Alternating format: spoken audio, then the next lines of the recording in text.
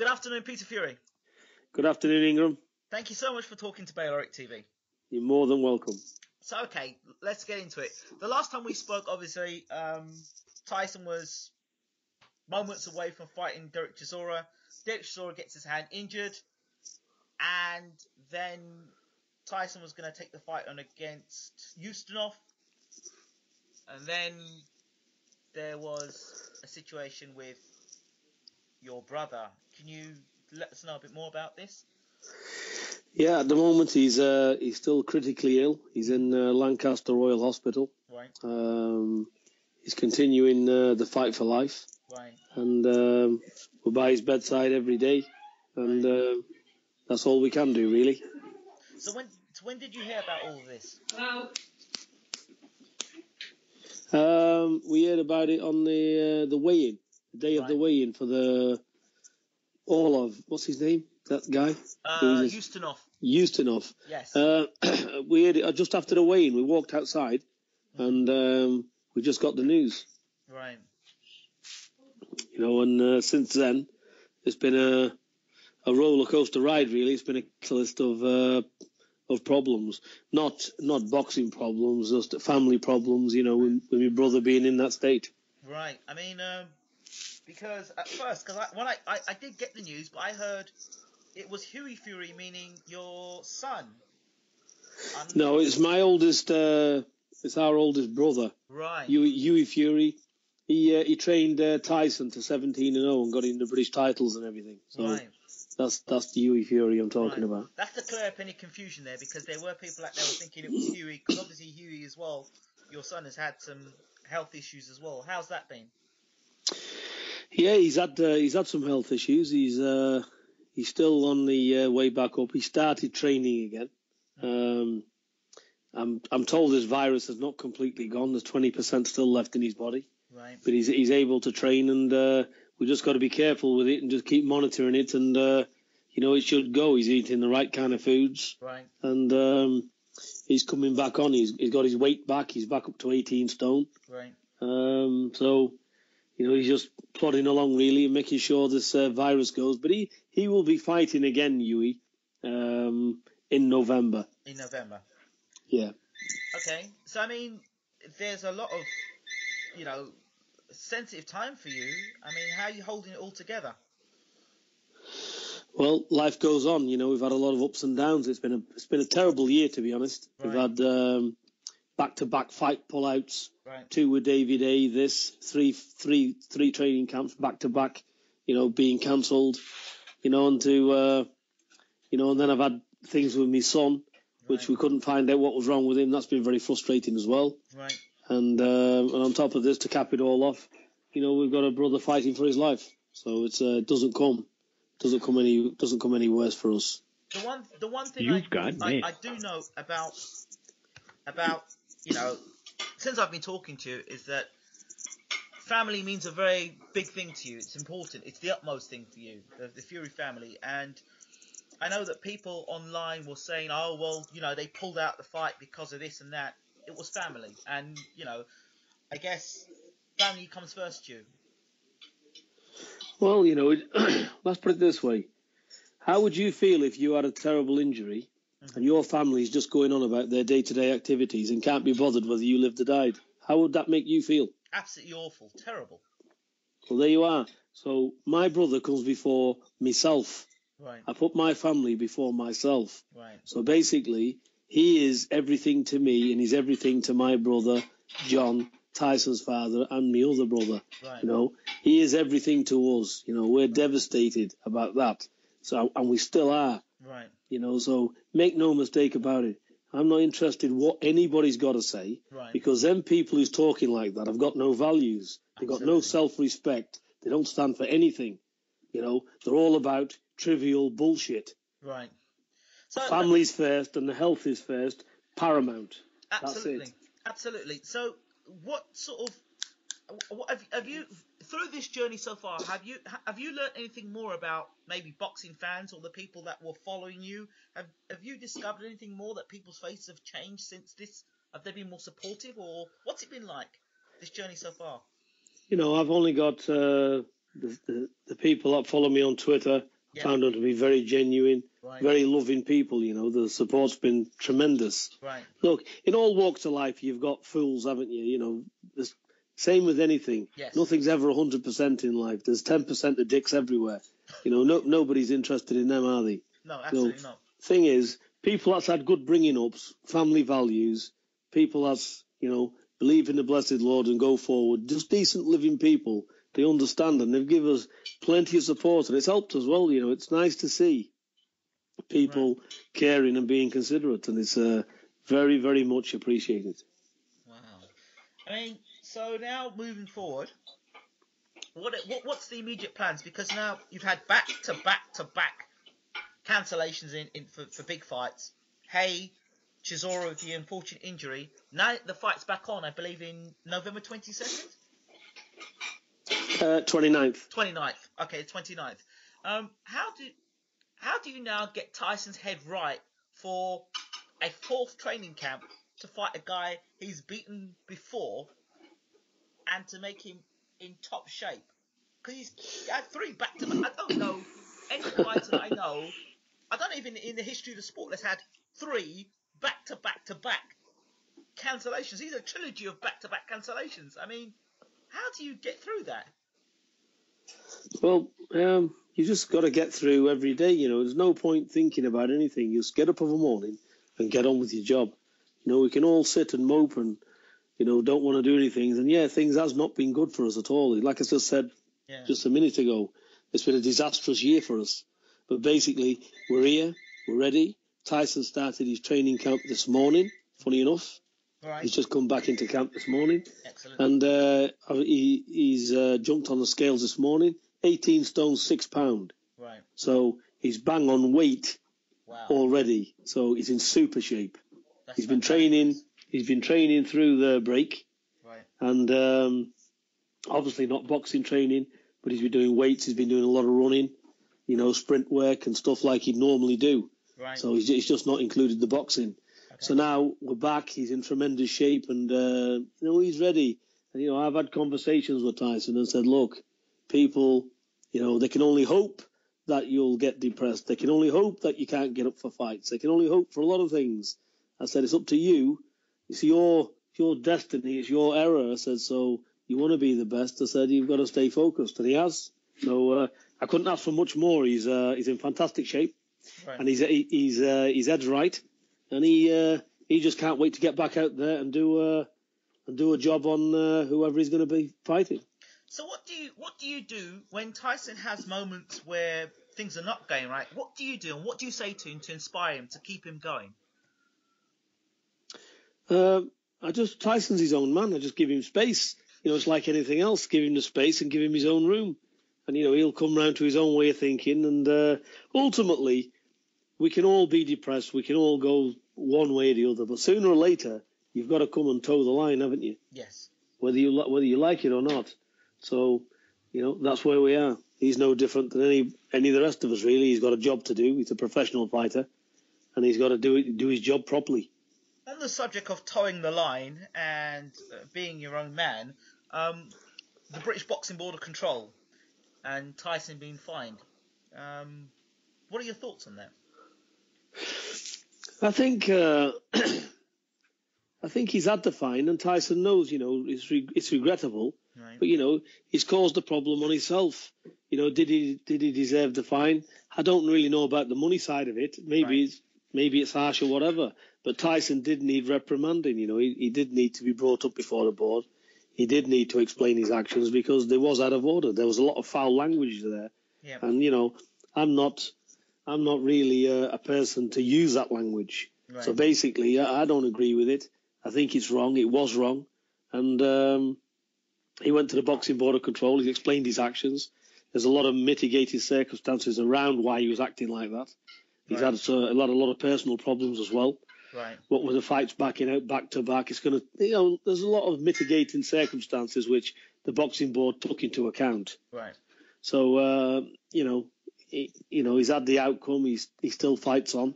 So he's not suspended or anything. So that's the main thing. So hopefully he's learnt by his mistakes and he won't do it again.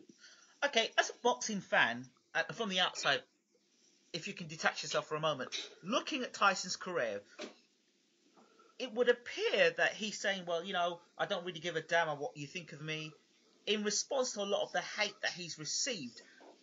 Is this the way that he's going to win over sort of the fans and trying to win over the media? Because really, if he's having this constant battle with the media all the time, clearly that's not going to do any good for his, for the way going forward for him. Or do you think it's just a case of, you know what, we don't need the media, we don't need the support, we're going to do this anyway? No, I don't believe that. I think what we should look at here, we should look at somebody being himself. Right. We should look at somebody where he's being his own natural self. He's just got to be, there's no need for all this language. If he behaves and does his own natural thing, Tyson's a very, very nice person. He's got a good mentality. He's kind to people. Does a hell of a lot of charity work that people don't see, which the boxing board was taken back when he seen just what he does do. So he is a very, very nice person. To come over with this bullshit persona, he just believes it's to sell tickets or whatever. But I said to him, doesn't need to do all of that. Let people see the real Tyson. He's an excellent talker. Yes.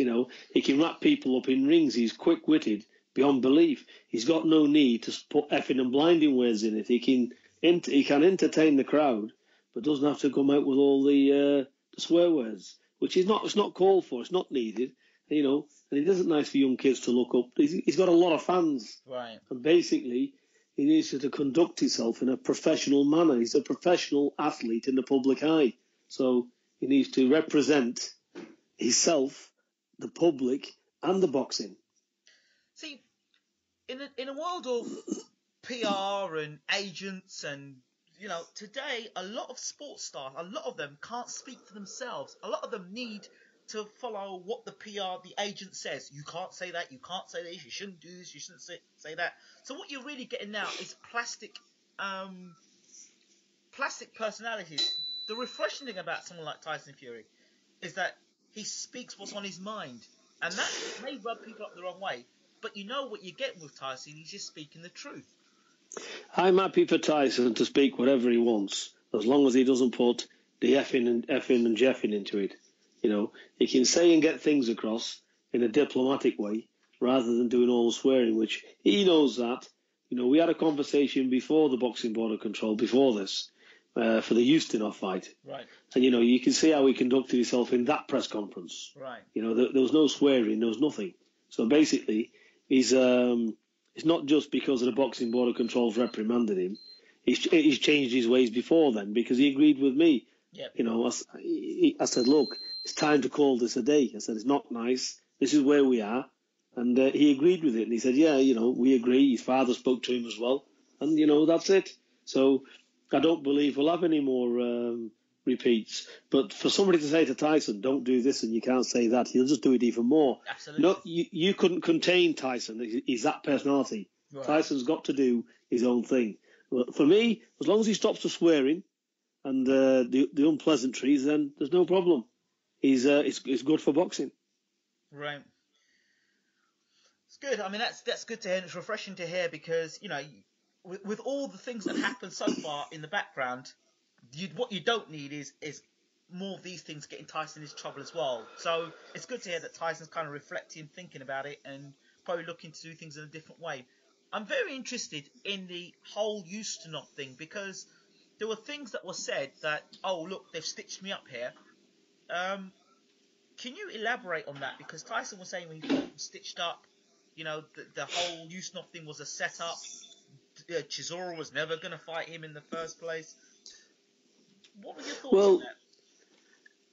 Let me put it this way to you. I'll sum it up in one application. Right. You cannot go in a court of law with a lot of shitty conspiracy theories. Right. They'll ask you if you've got evidence to back it up. Right. So if there's no evidence and there's all theories coming out, right. There's no point talking about it because it does not hold any weight. Right. Now, the thing is what I will say, it's almost like saying, Chisora's broke his hand. He hasn't. You heard David A give a comment about they sold less than 4,000 tickets. That's why the fight's cancelled. you know. So David Hayes questioning injury with a comment like that. Right. You know, so, you know, if anybody would know, he would know. So the thing is, it's we can run into conspiracy theories all day long. Right. You know, we can think this, we can think that. The main thing is Derek Chisora pulled that with a hand injury. Yeah? Ustinov, conspiracy theory to what? Ustinov, to me, is a very standard rate fighter. Good record, padded record, fought nobody. I'm happy to put my son in with Ustinov in November. Hughie. Yeah? So basically, conspiracy theory to what? Tyson would annihilate Ustinov. You know, he was getting good money to fight him. There was no problem. Ustinov wouldn't have caused Tyson any problems, I can assure you. But like I said, the fight never happened due to what's happened. Martha at Toby And we move on. says later. So we've got past Ustinov. It's not going to happen now because obviously you've got the Chisora fight on now, which is in November. Is there anything differently you're going to do now in terms of maybe bringing different sparring partners, or you can use the same sparring partners again? Well, you know, I hear a lot of people talk. I hear a lot of trainers, you know, say this. Even Don Charles the other day saying Tyson's not even in the top 5 fighter. He's this and that and the other, you know. And, you know, I've got nothing bad to say with Derek. I think Derek's a good fighter. He's game. But saying that, you know, I do believe he's going to come unstuck. And when he comes unstuck, you know, where does that put? If Don Charles is saying Tyson's not even a 5th-rate fighter or in the top 10, in his opinion, then all I can say is he's judged Derek to be the next world champion. Right. So if Derek comes short, I'd like to hear what Don Charles has got to say relating to that interview he's just made last week. Well, it's quite interesting. A lot of people will put the foot before the mouth. You know, at the end of the day, we've had every press conference I've been on. Yeah? Every press conference I've been on. Tyson's shit. This is the trainers. Right. Tyson's shit. He's all over the place. He's chinny. He's this, that, and the other. He's not going to go anywhere. My fighter's going to knock him out. And here we are. We're 22-0. You know, I think the best one come from Mayweather with Kevin Johnson. You know, Tyson's this, Tyson's that. Don't see him being anything. He's not even a threat, he said. And, you know, I've heard so many comments from people. You know, let the guys fight. And but look, you know, everybody's got an opinion, you know, and that's what boxing's about. What I'm saying to you, there's opinions. What do they mean? When that bell goes, we'll find anything can happen when that bell goes. Tyson's more talented than Chisora. He's got the height advantage. He's got the speed. He's got better combinations in shots, better movement, and he's very, very powerful. As for a one-punch hitter, Tyson's more power. So they'll disagree with that. That's what I'm saying. And Tyson is a hot favourite to win this, even when it was in the bookies or whatever. Yeah, this is not just my opinion. Put the stats together. Look at both fighters. Tyson's a lot more talented. Now, take that away.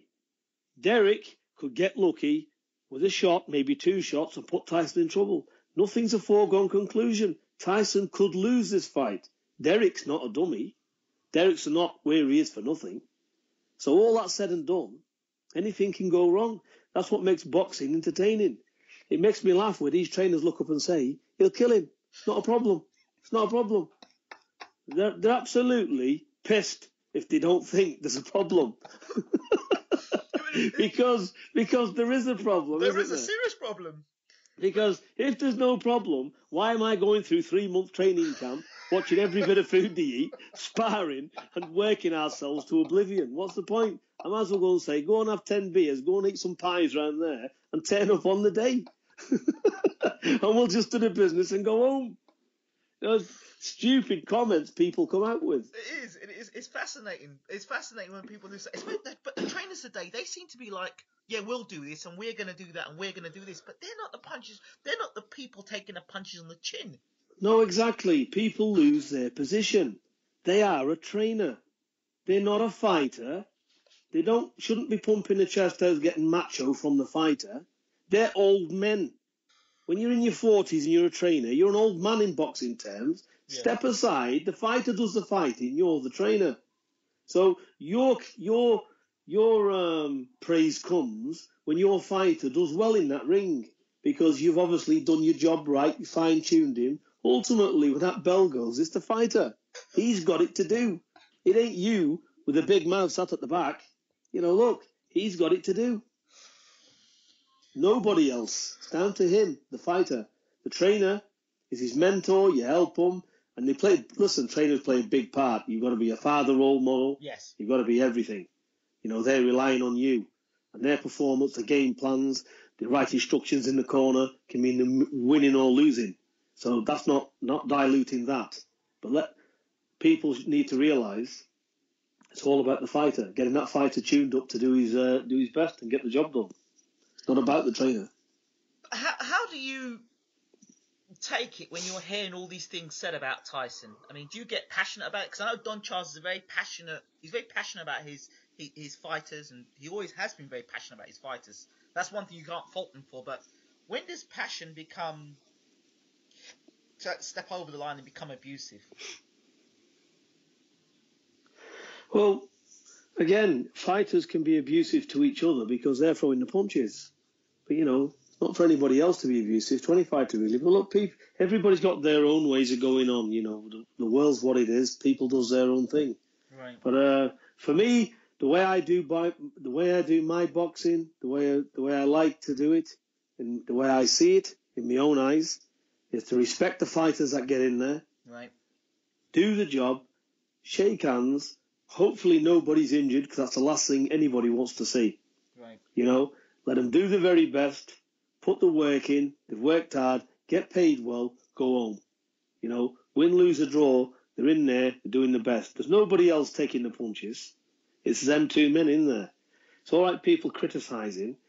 People have off nights, oh shit, blah, blah, blah. But they're not taking the blows, are they? So not. It's up to the fighter, one performance doesn't mean to say that's the rest of the performances. Right. Things change, this is boxing. But when fighters turn around, last time I saw you, I spoke to Tyson. He said he could beat Derek Chisora with one hand behind his back. I'm sure he's speaking tongue-in-cheek there. But does that not set a fighter up for a fall? Because if a fighter then does get beat by that same fighter that he was calling a bum, does that not lead you into a bit of a problem afterwards, having to explain yourself? Well, look, it's all trivial bullshit, isn't it? How many words get spoken? Like I said, words are irrelevant.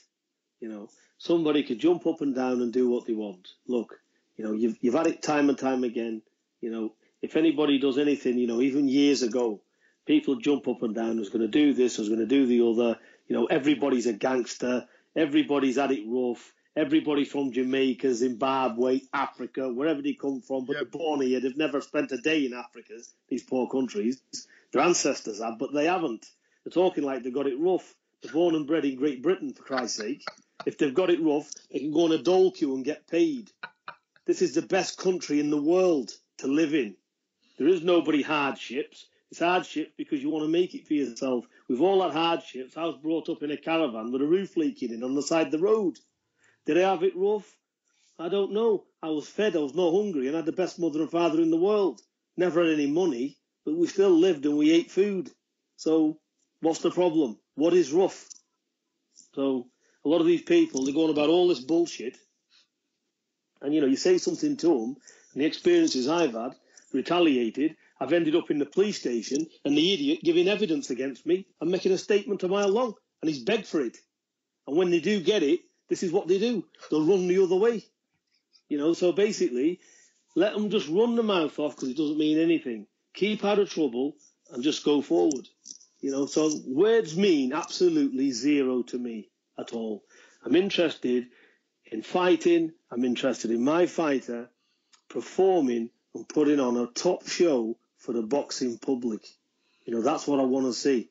A lovely boxing display.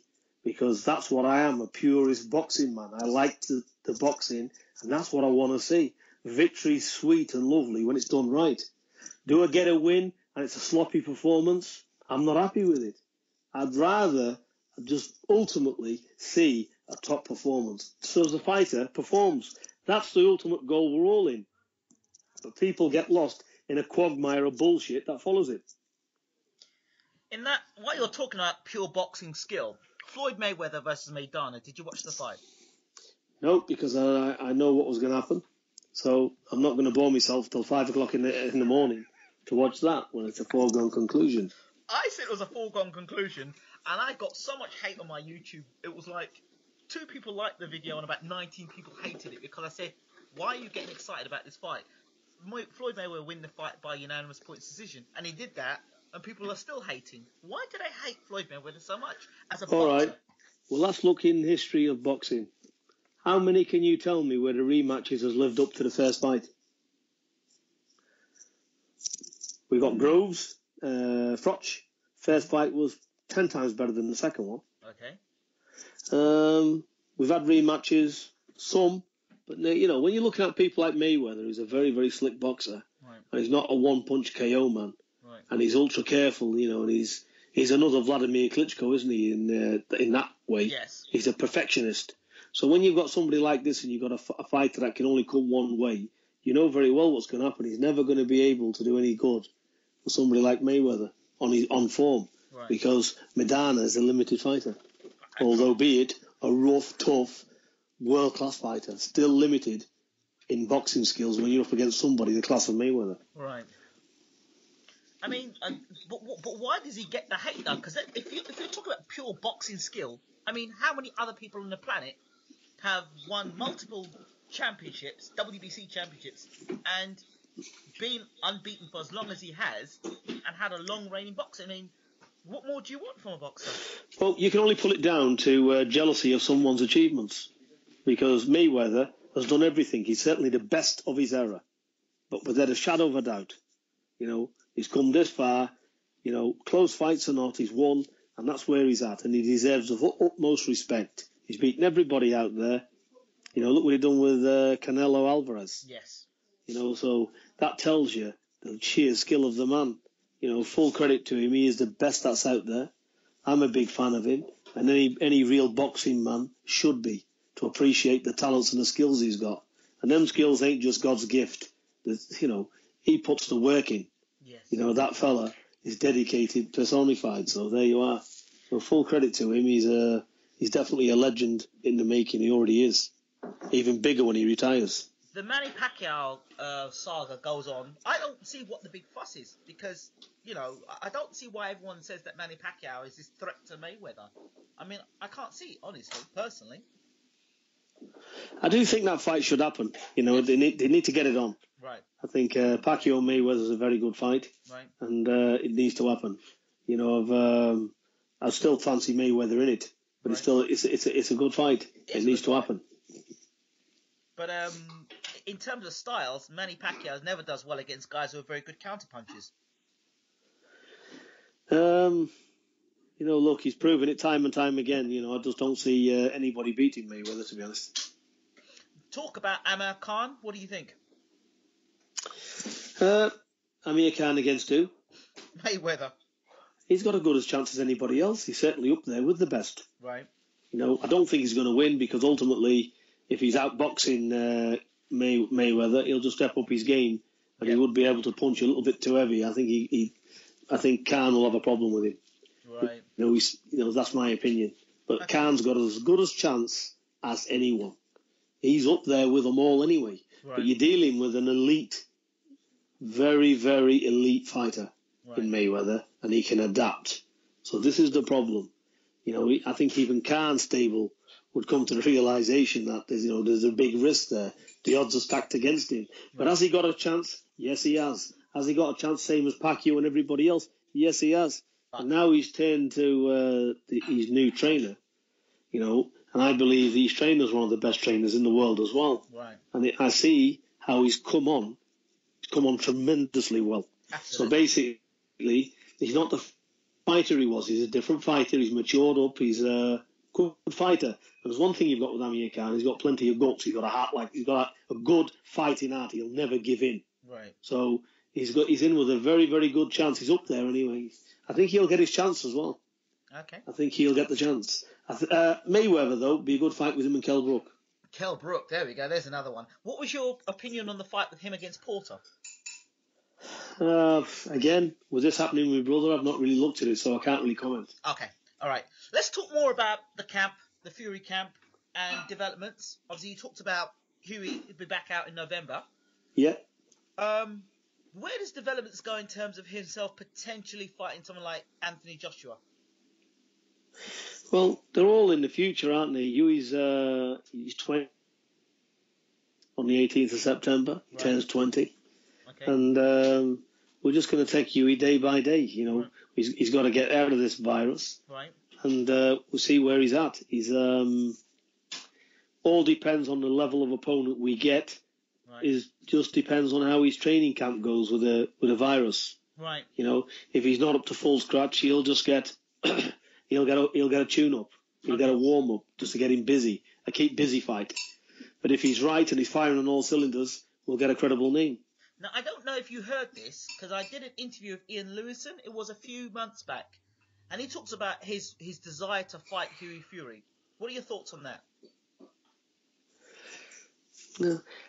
Look, he's a fighter, and, you know, I can understand his thoughts and this and that. But I've got to say, you know, with him, you know, he spoke a lot about Eddie Chambers. Yes. You know, he was offered the fight, and then there was some kind of an injury problem.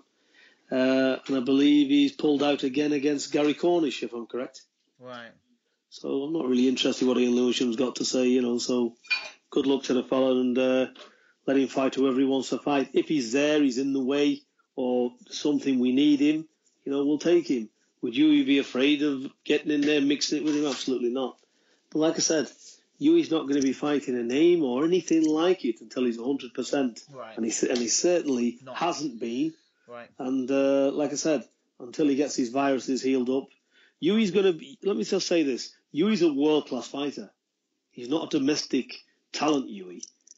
He doesn't mean to say he's a world-class fighter right now. Right. But he's got world-class abilities, natural world-class abilities. Right. And what I mean by that is Hughie will be a world-class fighter. He's not a domestic level fighter. So when his condition is right, he is right up there. You know, he's got just as good as pedigree as anyone. He's got just as good as chance as Anthony Joshua, anyone out there of reaching a world title. He is right up there in the mix, and he will be when he's 100%. Hughie is a problem for any heavyweight in the world. Question: I know you are. It was mentioned when he started his career that he was going to try and break Mike Tyson's record. Is that something that's going to happen, or is that something that's not just, you know? Well, I don't think we would have done, even if the viruses hadn't have happened. Right. I don't think he would have done, because boxing's politics. Right. You just can't say, right, won a world title. You know, it's up to their management, his promoters, and everything else. You know, we've got problems with Tyson. I think he's had 4 or 5 eliminators already. Still waiting for a world title. Yeah. I did mention to Tyson when I interviewed him. I said, what's the guarantee, even if you beat Chisora, that you're going to even get a world title fight after that anyway? I mean, the only thing I will say, Hughie would have had about 18, 20 fights by now. Yes. But obviously that's one of them things. I have to ask, the development of Eddie Chambers. Yeah. In terms of moving forward, what's going to happen with Eddie to late 2014, 2015? When's he going to fight a big name, and how do you see him getting to that world title shot?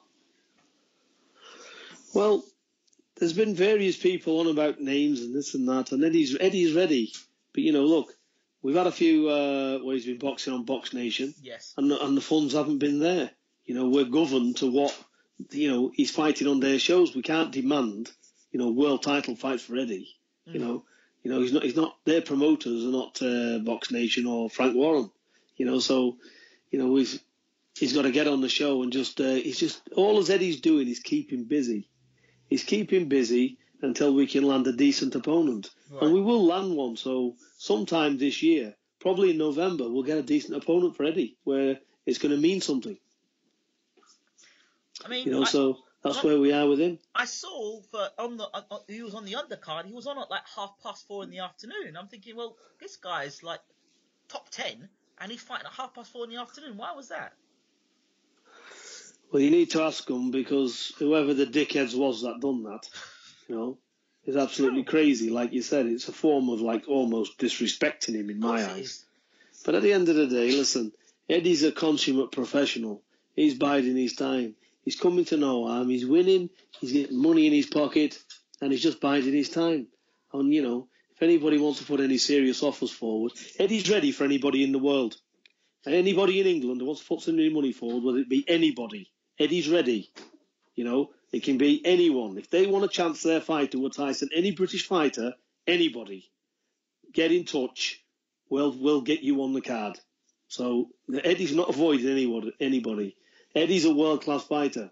Whoever gets in with Eddie is down to their peril because it's a misjudgment. Because Eddie can only possibly be beat by top 10 fighters in the world. Anybody else, it's unless he has a freak accident in the ring, it'd be a foregone conclusion. But without being funny, I mean, isn't Eddie Chambers a hard sell because he's a difficult fighter to fight? He's all the things you don't really want to be fighting. He's got good movement, good hand speed, good power, good chin. I mean, why does anybody want to fight Eddie Chambers? Well, yeah, there's that side of it, on a business side of it. You know, who wants Eddie Chambers? Exactly, that's my point. That's what I'm saying. So Eddie, we've got to just got to keep fighting through the trees and the obstacles, keep him busy, and his time will come.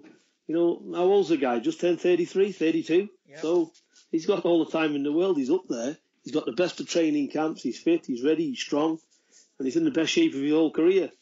So he's hungry. He knows what he wants. So it's going to be interesting. Very interesting for Eddie Chambers. But do you think... And we will get him a title shot. Do you think that if Eddie was more vocal and maybe had a more, I don't know, out there approach to, like, I'll fight anybody and be very vocal about it in the UK, that maybe he may stir something up that way and make something happen? Because it seems people who have got a big mouth seem to get places.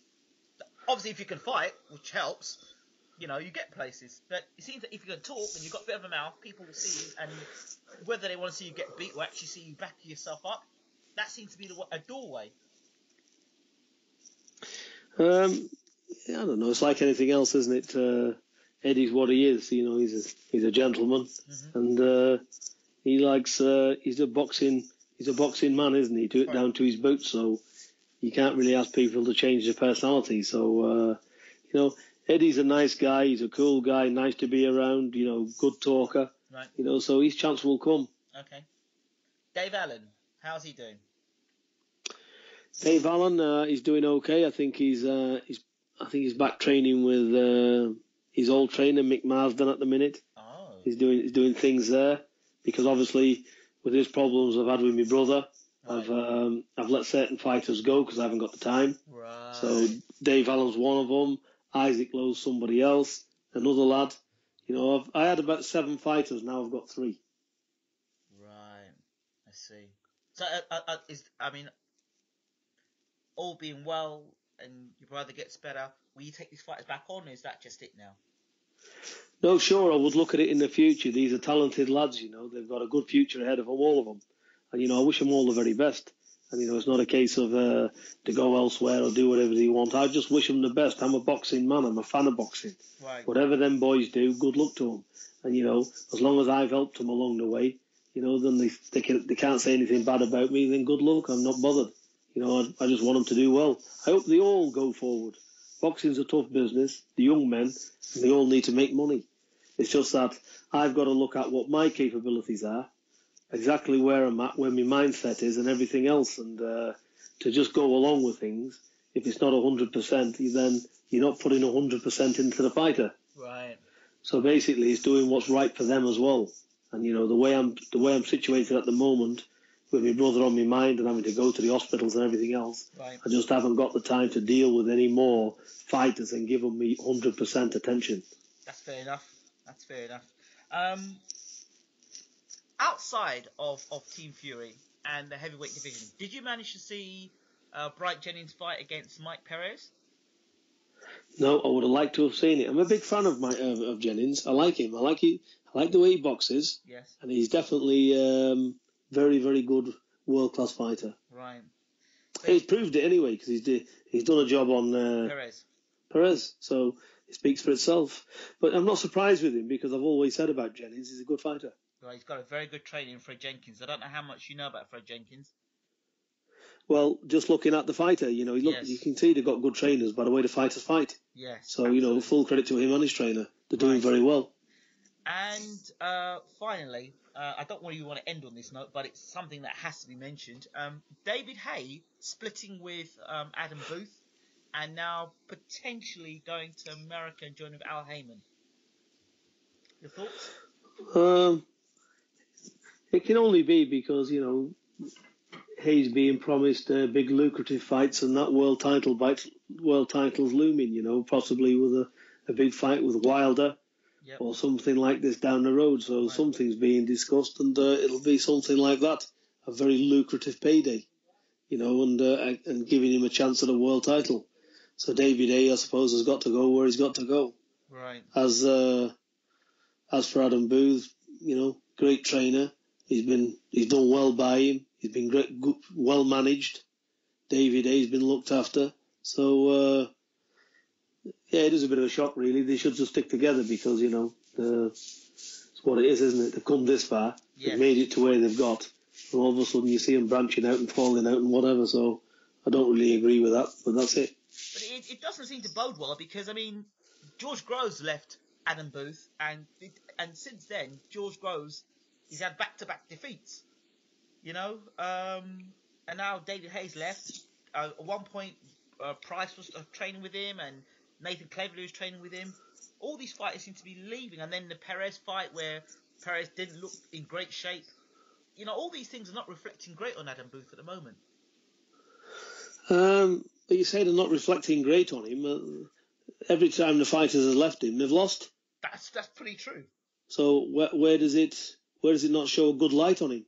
Well, the Perez fight, Perez wasn't in the greatest of shape. I don't know if that was Booth's fault or Perez's shape. I don't know. No, I know about Perez. I know what he's like behind camps. I know people that know him. Yep. You know, that guy's completely hard work in the gym. Right. You know, he just does his own thing. Right. You know, that's it. You know, look, a trainer can only put into a fighter if the fighter's there. It's a two-way street. Okay. You know, and it's like, you know, if they're falling out over money. Yeah. You know, you can't throw. What's that saying? Where you can't throw. If you want to throw peanuts, you get monkeys. Right. You know, at the end of the day, when you got a specialist in the corner, which let's face it, you know, world class trainers, they are specialists in their field. You know, because there's 1,000,001 trainers. You know, I can have people come in my gym, watch how I train the fighters. They can write everything down in a notebook, go away. Can they do the same? No. It's not as easy. They can look and study as much as they want. You've got to have something within yourself. It's a specialised job. So basically, they should just work it out with the trainer and carry on. So if the fighter's earning fortunes, the trainer should be looked after. You know, as long as everybody's got to be happy, haven't they? Right. Because if the fighter's happy and the trainer's being kept the foot on his neck, then, you know, and obviously people's got to live, everybody's got families. It's a business, money's to share. People get too greedy. You know, they get above themselves. They don't realise where they started from. You know, when you're a team, you're a team. Look after everybody in the team. You know, don't go away and start moaning and crying to everybody else. It's what it is. Sort it out between yourselves and go forward. Is that the reason why you probably would have stuck with Mick Hennessy and been loyal to Mick Hennessy, which is commendable because a lot of fighters, well-known fighters, have been with Mick Hennessy and left Mick Hennessy. You stuck it out with him. I'll tell you what Mick is. Mick's a personal friend of ours, and he hasn't become a personal friend because he's a boxing promoter. Mick's a decent man. He's got a wife. He's got little kids there, and he's always done the right thing with us. Right. You know, he's done absolutely the right things with us. We stand by Mick 1,000,000%. Right. Tyson, myself, my son, you know, that's it. He's with us to the end of the job because I can say that because the man's always been right with us. Right. You know, he's promoted. You know, Tyson wouldn't be where he is today if it wasn't for Channel 5 and Mick's contract there. So, you know, he's got him a household name. You know, so we're very appreciative of that. I don't forget where we come from. Right. And I don't forget the people who's helped get us there. Right. I certainly don't get there and then jump a ship and then just jump on somebody else because I'm not that type of man. Right. You can't sway me with millions of pounds. You can't sway me with anything.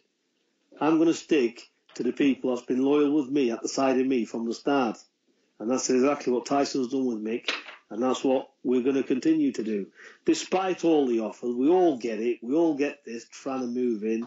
We all get hangers on when success. It breeds this kind of parasite, unfortunately. Yeah? So this is what we're up against. But as far as being loyal, I'd rather stand next to a man who's got 10 pence in his pocket than stand next to a billionaire that's full of shit. I'd rather have somebody... Look, respect, loyalty is everything. And, Mick's give us that. So there's no airs and graces. Mick will be with us to the end. And he'll certainly be with me and my family. So that's where we are. We've got one promoter. We haven't got 2 or 3. We've got 1. And Mick Hennessy is our promoter. He's our promoter. He's a manager of my son. He's a manager of Tyson. I know Tyson's got somebody else down as his manager, which he's not. It's only a paper exercise.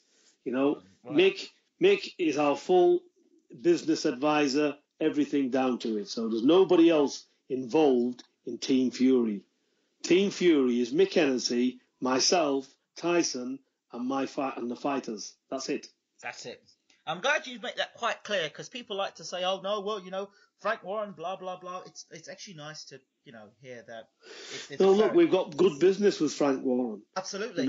It's good business. Frank Warren's a good businessman. Good luck to him. Bill Ives, Box Nation, good friend of ours. Good people. Yes. No problem. Absolutely. There's a deal there we've got in place.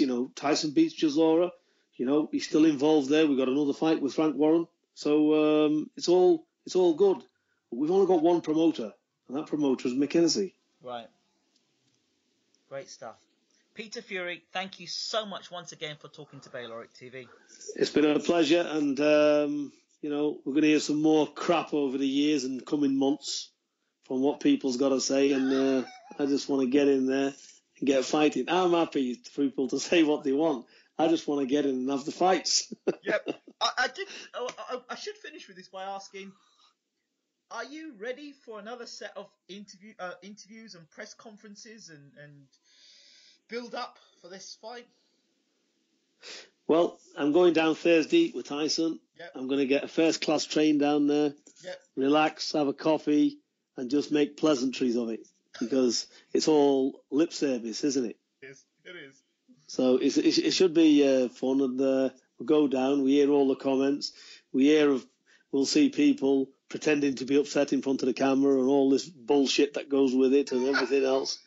But ultimately, please God, let's just get the fight. Yep. That's 29th of November. Yep. They have to fight. It will happen anyway. Yep. And I do believe the injury is genuine, and this is just one of them things. And let's just get on, put wrongs to rights, and get fighting and move on into next year, because put this year behind us and move on to the next one.